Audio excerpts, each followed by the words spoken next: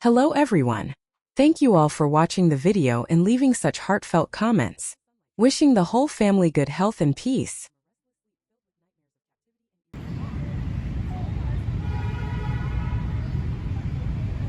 Diep greeted everyone with a warm smile.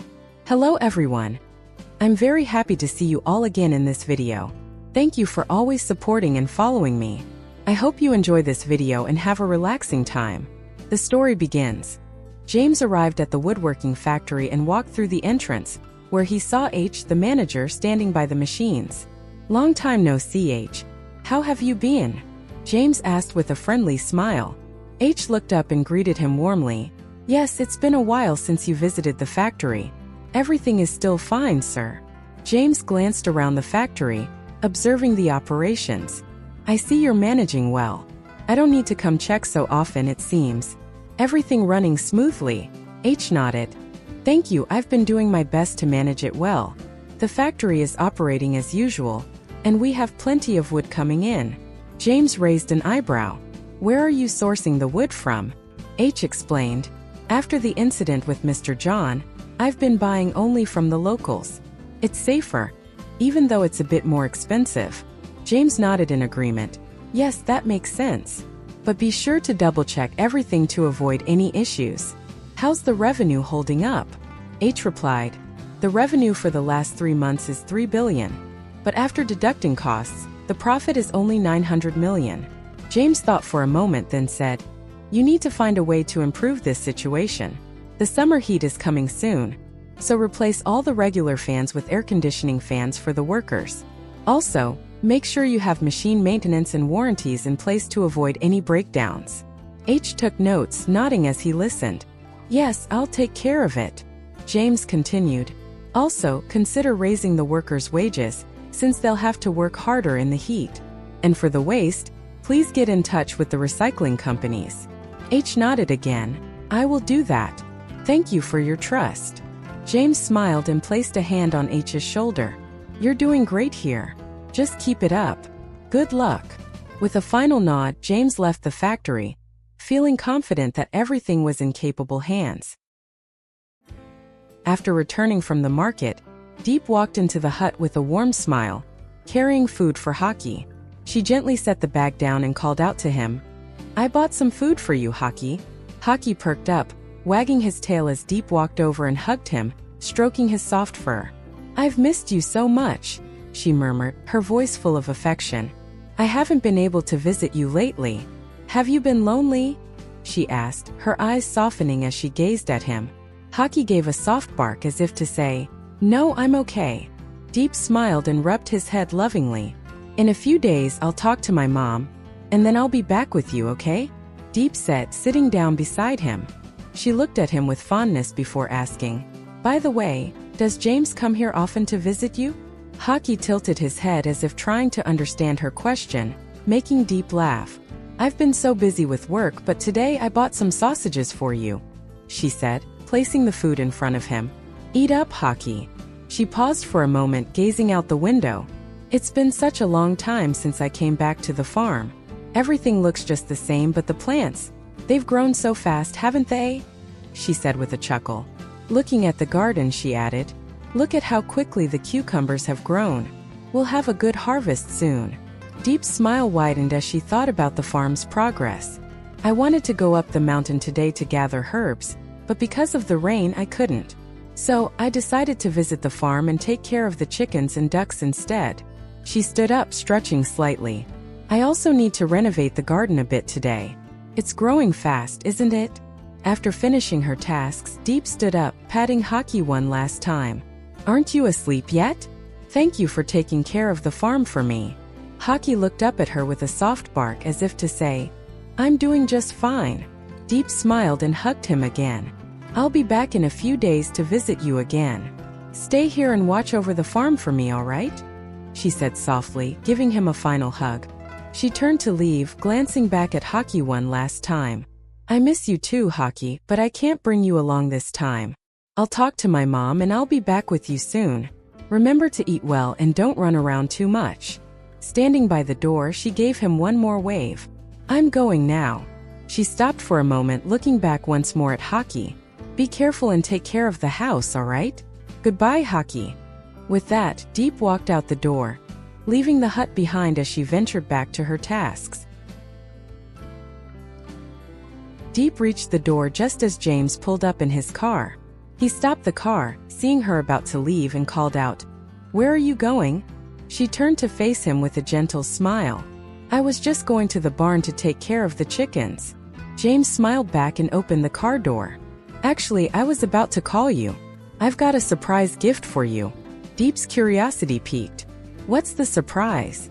"I was planning to go up the mountain today to pick herbs, but it's raining and the road's too slippery. I couldn't go, so I decided to take care of the chickens and ducks instead," James explained. "I see," Diep nodded. "Well, I've been checking out some wood workshops today. It's been a while since I had time for that. After the incident with John, I let the managers handle things, but I want to make sure everything is running smoothly." "That's good," Diep agreed. "It's important to check on things." James paused for a moment before saying, "I was planning to feed Hockey, but since you've already done that, why don't you come with me? We can go into town." Diep thought for a moment and then smiled. "Sure, I don't have anything planned today." James opened the car door wider. "Great. You can change clothes at home first." Diep laughed. "Okay, I'll go home and change, then we can head out." James's smile widened. "I have a special gift for you. I think you'll really like it." As they drove toward the town, James spoke again. "After John's case, our company's revenue took a big hit. We've been working with that company for 8 years, but now I'm trying to find ways to recover from the loss. Hopefully, we'll fix things soon." Diep listened attentively, offering him reassurance. "I'm sure you'll find a solution. I believe in you." The conversation continued as they drove, making their way to the town. Later, back at the barn after their visit to the town, Diep returned with a smile. "I'm ready. Sorry I made you wait. Did I keep you too long?" James chuckled. "Not at all. I've been waiting for you. It's been a while since I last visited the town, so I thought I'd take the chance to look around." Diep grinned. "Oh, you're used to the city life, huh?" "Yeah, I've lived in the city before, but I'm starting to get used to the peaceful life here," James said thoughtfully. "The town can feel really noisy and overwhelming when I visit now." Diep chuckled again. "I'm used to the quiet here. If I ever went to the city, I don't think I could live there. It's too noisy and crowded for me." James nodded, agreeing with her. "I get that. I think we're both more suited for this peaceful place." As they were nearing the town, Diep turned to James with a thoughtful expression. "You know, James, I've always felt more at peace here," she said, glancing out the window at the scenery. "It's different from the hustle and bustle of the city. There's something calming about the quiet." James smiled, clearly appreciating her perspective. "I feel the same way. I've gotten so used to the calmness here, especially after living in a city full of noise. It's refreshing to be in a place where everything feels a little slower, a little more connected to nature." Diep nodded, her eyes softening. "I think I'd miss this quiet life if I ever had to go back to the city. It's strange, but even the simple things like the sound of the wind or the birds in the morning make me feel grounded." James glanced at her, admiring her peaceful nature. "It's funny, isn't it? How a change of scenery can make us realize what's truly important. I didn't expect to find so much peace in a place like this, but now it feels like home." Diep smiled at him, feeling a sense of connection.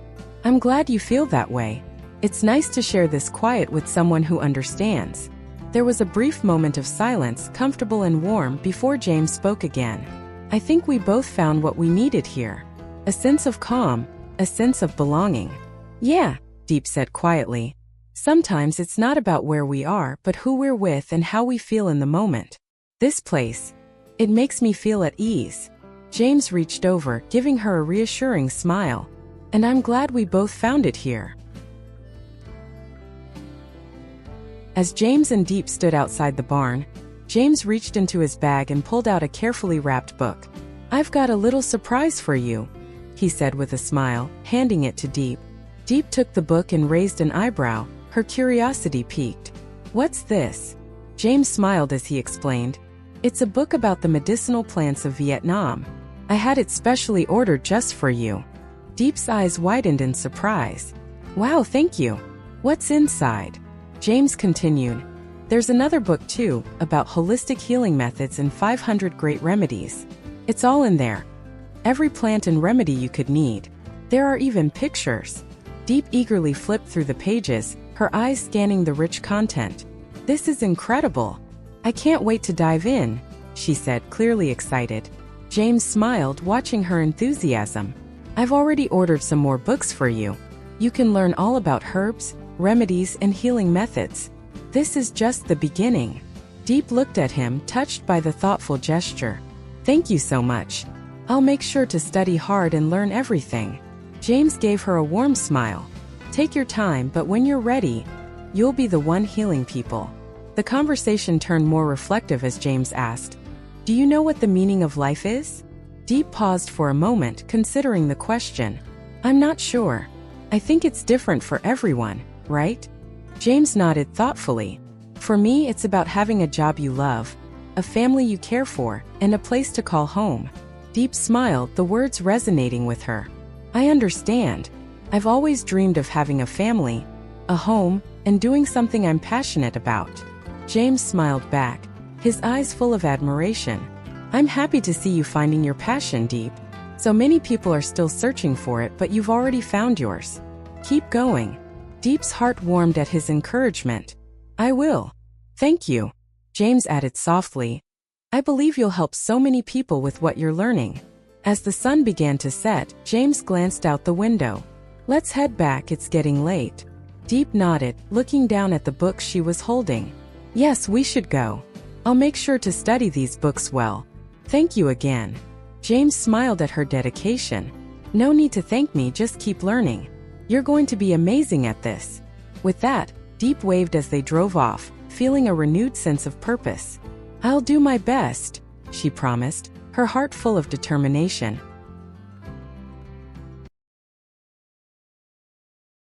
Thường gắn liền với các dân tộc thiểu số, mỗi dân tộc có những phong tục tập quán riêng biệt. Dưới đây là một số phong tục tập quán phổ biến ở vùng núi. Lễ hội truyền thống. Các dân tộc thiểu số ở vùng núi thường tổ chức nhiều lễ hội truyền thống như lễ hội Chon Cham Thlay của người Khmer, lễ hội Gầu Tàu của người Mông, lễ hội Lồng Tồng của người Tày. Tập quán cưới hỏi.